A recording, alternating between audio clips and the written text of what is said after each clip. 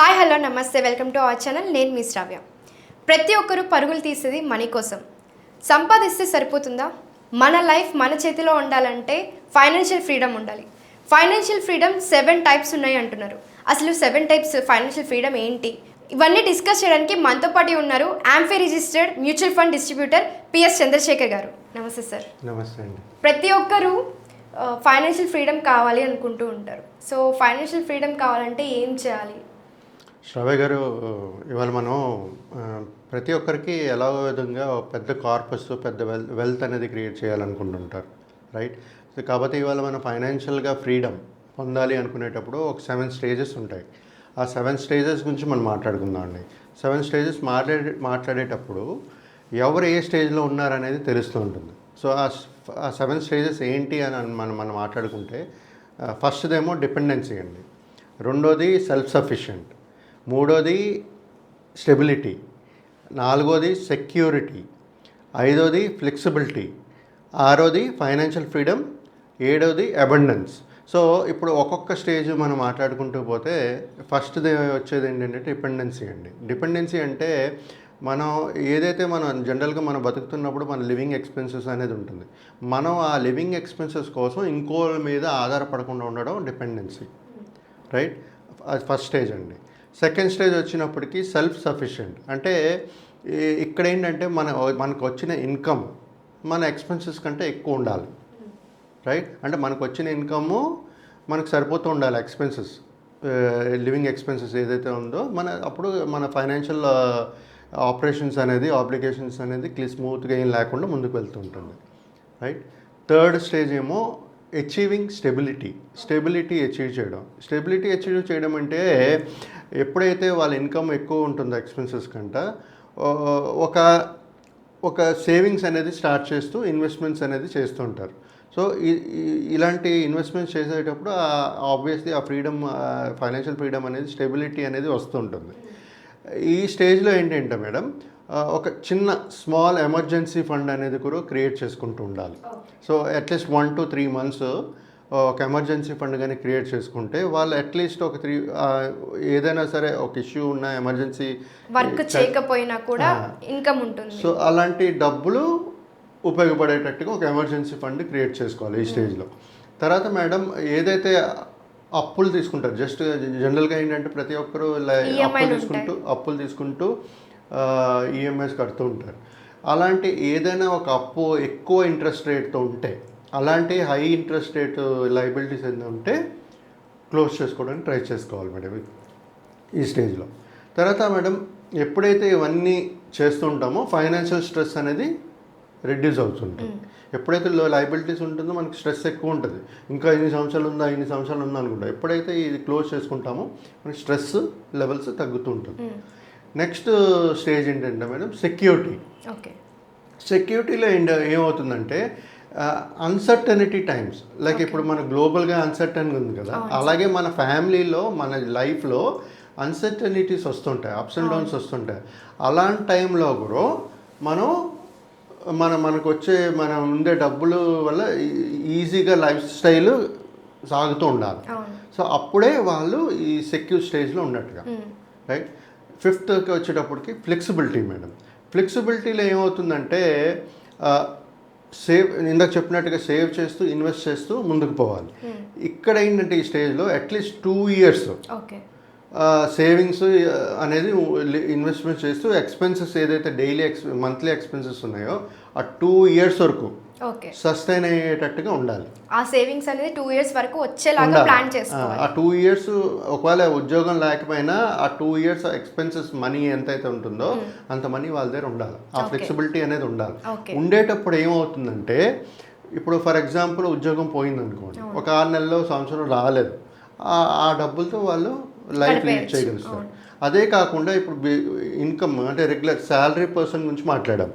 అది ఇప్పుడు ఒక బిజినెస్ మ్యాన్ అనుకోండి, బిజినెస్ అన్నప్పుడు ఒక 2 years కానీ మనకి ఒక లాస్ వచ్చింది కాదు 2 years కానీ మనకి ఒక ఫండ్ కానీ క్రియేట్ చేసి ఉంటే వాళ్ళు హ్యాపీగా లివింగ్ ఎక్స్పెన్సెస్ కంటిన్యూ అవుతుంటుంది. అది కాకుండా ఒక బిజినెస్ స్టార్ట్ చేయాలనుకోండి, వాళ్ళు ఆ లివింగ్ ఎక్స్పెన్సెస్ ఆలోచించకుండా వాళ్ళు ముందుకు వెళ్ళగలుగుతారు, రైట్? సో ఈ విధంగా ఆ ఫ్లెక్సిబిలిటీ అనేది కూడా ఈ స్టేజ్లో చేసుకుంటూ ఉండాలి.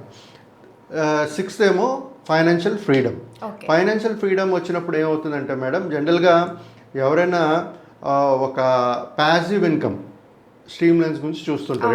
ఎప్పుడు చూస్తుంటారు? జనరల్గా రిటైర్మెంట్ ఏజ్ టైంలో దగ్గరగా ఉన్నప్పుడు 60 yearsలో చూస్తుంటారు. కొంతమంది ఏంటంటే రిటైర్ అవ్వకముందే 40+ వచ్చాక చూస్తూ ఉంటారు. సోర్స్ ఆఫ్ ఇన్కమ్ ఉంటుంది, ప్లస్ ప్యాసివ్ ఇన్కమ్ కూడా కావాలనుకుంటుంటారు.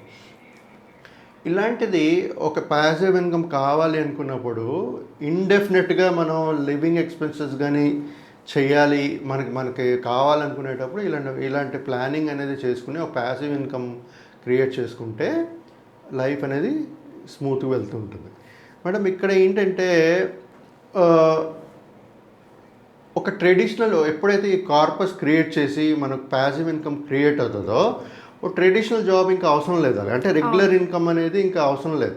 ప్రొవైడెడ్ వాళ్ళకి ఒక ప్యాసివ్ ఇన్కమ్ క్రియేట్ అయ్యి ఆ living expenses are taking care, and ఇంకేదైనా గోల్ రిలేటెడ్ ఏదైతే ఉండి కవర్ అవుతుంది అనుకున్నప్పుడు ప్రాబ్లమే లేదు, స్మూత్గా ఫైనాన్షియల్ ఫ్రీడమ్ పొందినట్టుగా.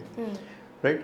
ఇప్పుడు స్టేజ్ 7 అబండెన్స్ అంటే మీ passive income more than your current expenses ఏదైతే ఉందో దానికన్నా ఎక్కువ ఉంది మీ దగ్గర. నార్మల్ ఖర్చులు కాకుండా, లైఫ్ స్టైల్ కాకుండా అన్నీ కవర్ చేస్తూ ఇంకా ఎక్కువ ఉంది మీ దగ్గర. ఉండేటప్పుడు ఏమవుతుందంటే అసలు వాళ్ళ జీవితంలో మనీ కన్స్టెంట్ అనేది ఉండదు, డబ్బులు ఎక్కువ ఎప్పుడైతే ఉంటుందో. అలాంటప్పుడు వాళ్ళు ఒక లెగసీ అనేది బిల్డ్ చేయగలుగుతారు. అంటే నెక్స్ట్ జనరేషన్కి వాళ్ళు అలా పాస్ ఆన్ చేస్తూ ఒక లెగసీ అనేది క్రియేట్ చేయగలుగుతారు. మేడం, ఎప్పుడైతే ఈ 7 స్టేజెస్ ఫైనాన్షియల్ ఫ్రీడమ్ పొందాలనుకుంటున్నప్పుడు మనం ఏ స్టేజ్లో ఉన్నామో, మన డిపెండెన్సీ ఎవరితోనైనా ఉందా లేదా, మనకు వస్తుంది సరిపోతుందా, మన ఎక్స్పెన్సెస్ స్మూత్గా వెళ్తుందా, సెక్యూర్డ్గా ఉన్నామా లేదా, తర్వాత ఫ్లెక్సిబిలిటీ ఉందా లేదా. సో ఇవన్నీ స్టేజ్ బై స్టేజ్ చూసుకుంటే మనం ఏ స్టేజ్లో ఉన్నామో, ఎక్కడ ఉన్నామో అనేది తెలిస్తే దాన్ని బట్టి మనం ఎలా ప్లాన్ చేసుకుని ముందుకు వెళ్ళాలనేది మనం ప్లాన్ చేసుకోవచ్చు మేడం. ప్రతి ఒక్కరు ఏంటంటే ఈ స్టేజెస్ కానీ మనం చూసుకుంటూ అర్థం చేసుకోగలిస్తే వాళ్ళు ఫైనాన్షియల్ ఫ్రీడమ్ అనేది పొందగలుగుతారు మేడం. అంటే ఇప్పుడు కొంతమంది ఇప్పుడు స్టార్ట్ చేస్తూ ఉంటారు, వాళ్ళు జాబ్స్ స్టార్ట్ చేయడం కానీ శాలరీ రావడం కానీ ఉంటుంది, వాళ్ళు ఎలా ప్లాన్ చేసుకుంటే బాగుంటుంది అంటారు సార్? అదే ఇప్పుడు ఏ స్టేజ్లో ఉన్నారో చూసుకోవాలి ఫస్ట్. మన ఇనిషియల్ స్టేజ్ ఏమనుకున్నాం, డిపెండెన్సీ ఉండకూడదు. అంటే మన ఖర్చులు మనమే చూసుకునేటట్టుగా ఉండాలి. స్టేజెస్ ఇప్పుడు డిఫరెంట్ స్టేజెస్లో తను ఎక్కడ ఏ స్టేజ్లో ఉన్నారు. జనరల్గా స్టార్టింగ్ స్టేజ్లో అన్నప్పుడు డిపెండెన్సీ లేకుండా ఉండాలి ఫస్ట్ థింగ్, రైట్. తర్వాత ఏం కావాలి, మనకి సెల్ఫ్ సఫిషియెంట్, మనకు కావాల్సిన డబ్బులు మన ఇన్కమ్ సంపాదించేటట్టుగా ఉండాలి. ఇది మెయిన్ ఇనిషియల్ బిగినర్స్కి. తర్వాత ఒక మంచిగా సేవింగ్ చేసుకుంటూ, ఇన్వెస్ట్ చేసుకుంటూ ఒక ఫ్లెక్సిబిలిటీ వచ్చినప్పుడు ఏంటంటే మనం ఏదైనా చేయాలనుకునేటప్పుడు చేయగలుగుతాం ముందుకు. ఒకవేళ జాబ్ వదిలేసి నేను బిజినెస్ చేయాలనుకునేటప్పుడు ఆ ఫ్లెక్సిబిలిటీ స్టేజ్లోగానే ఉంటే మీరు ఆ ముందుకెళ్ళి ఆ బిజినెస్ కూడా పెట్టి మీరు ముందుకి ఈజీగా విత్ ముందుకెళ్తూ డెవలప్ చేయగలుగుతారు బిజినెస్ని. ఈ 7 స్టేజెస్ కరెక్ట్గా ఫాలో అయితే మనం ఫైనాన్షియల్ ఫ్రీడమ్ అనేది వస్తుందంటారా?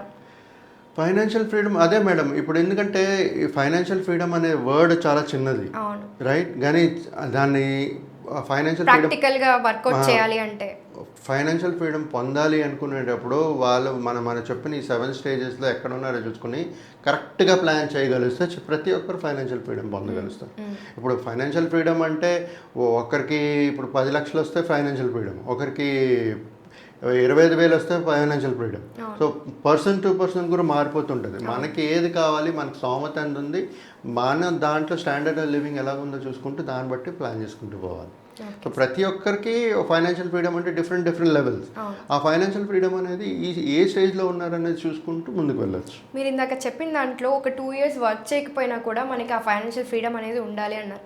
అలాగ ఉండాలి అంటే మనం ఎలా ప్లాన్ చేసుకోవాలి?